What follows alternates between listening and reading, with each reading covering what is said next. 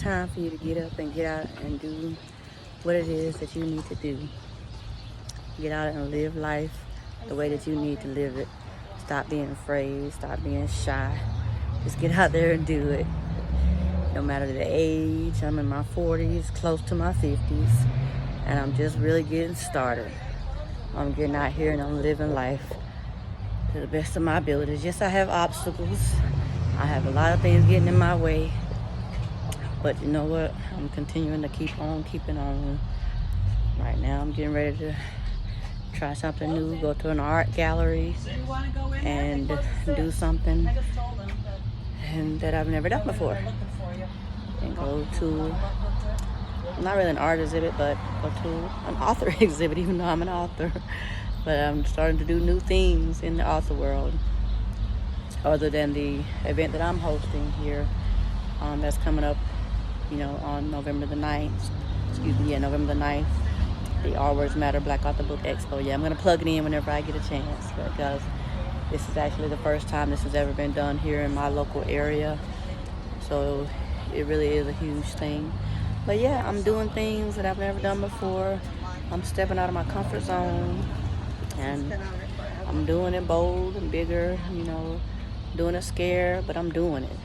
I'm trying it. Hello, fine, how y'all doing? I'm doing it, and I'm gonna keep on doing it. And so I'm gonna keep talking to y'all while I'm waiting on a friend to come out here. But I'm gonna post this video anyway, because we're not doing it perfect, but we're doing it. Look at some of my old videos. I have a tattoo on my leg, on my right calf, that says perfectly imperfect. And that's how I define myself. I'm perfectly imperfect. I'm just right, just the way that I am. And that's how we should all be. Just right, just the way that I am. And so that's all that I'm going to give you all right now. Get ready to head on in here and see how this goes and enjoy this beautiful night. And I hope you all have a wonderful night too. And yes, I know I'm being a little unprofessional, chewing gum while I'm on camera, but hey, being real, keeping it real. Have a wonderful night, and I hope you enjoy me, not just won't say my content. I hope you enjoy me, getting to know me as I'm continuing to get to know me. So, all right. Teachers. But Norman, what he did some administrating, but he okay, we need this. Okay? Yeah. Is that better? Norman, once he had a student, he had the student for life. He kept up with everybody. He wrote letters of recommendation. He, would occasionally kick somebody in the fanny if he thought he wasn't doing correct. There was a guy named Park Honick, this guy's name. I mean, you have to realize I read so many letters from so many people, because sometimes you're just going and you read stuff and it's not going to go in the book, but it's interesting, and so you just go down the rabbit hole, and it's kind of terrible because you waste time. Like, I know a lot about Park Honick. Was he in the book? Nah. But it was interesting to see how Norman fussed at him when he decided to go teach in England, because Park was a specialist in American literature. Anyway, I know too much about Larry Kempton, who was Norman's best friend and the president of the university, and he's working like a sager. Mm-hmm. What the heck does it mean? I had no idea. It means you're working hard. It's not soldier. It's nonsense.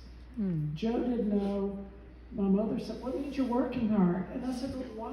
What does it come from?" They didn't know. But at any rate, yeah, probably. I mean, I wasn't much good at anything else. Not true. Oh, it's true. Yeah. If we can get back to good old Norman, right? For just Sure, a second. yes, please. Yes. I didn't know anything about him or his novella, River Runs Through It, until I saw the movie, which I understand was filmed after he died. When he wrote it, did he realize that he had created such a gem? He knew it. He knew it was brilliant and it was perfect. They did not change one word of the manuscript. Wow. Yeah. So when he was alive, did it receive all the recognition? Slowly, yeah. I mean, yeah. His greatest happiness was Red Smith quoted the beginning in the New York Times. He loved that. And then, you know, it kind of, I don't know what kind of marketing they did in those days. He certainly didn't travel. You know, he just went to see friends at different places. But he never got a bad review, unlike me, who have gotten bad reviews. He never, you know, I mean, what can you say? I think it's a perfect story. It's not a true story, but the structure, the tone, the language, if you change something, the whole thing crumbles. But the movie is not the story. And Redford was a really smart guy. He knew you couldn't make, like I just saw a movie of The Great Gatsby. It's terrible. You can't make a movie of it's the same thing. It's the language. And Redford knew he couldn't make a movie of a river runs through it. So he didn't. He decided to make a movie about Norman and Jesse.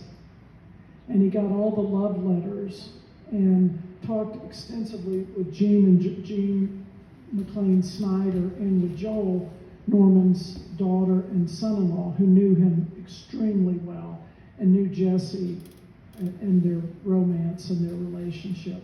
And he talked to people, Norman's colleagues and friends in Chicago, and then Jesse's funny brother, Kenny Burns, and his wife. No, I think Dottie was dead. Kenny's wife was dead.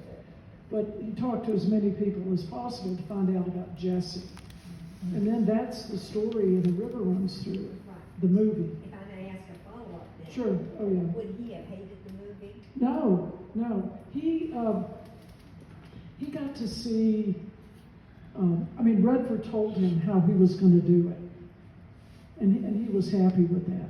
What he didn't want was, Paramount optioned it immediately after it came out. They were smart.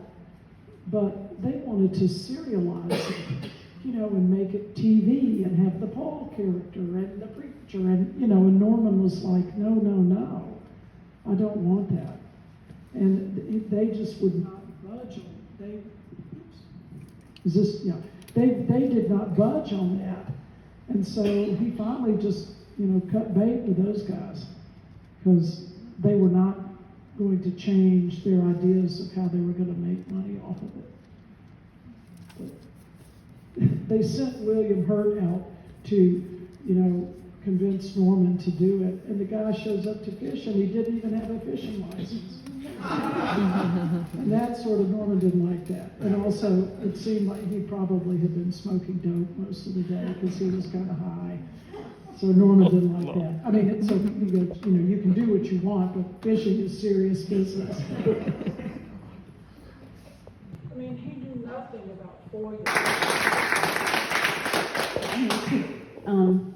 You talk about community and having a night like tonight to hear from someone who is from Aiken, but to just sincerely tell your stories and share is meaningful. So, yeah, thank you. Thank you.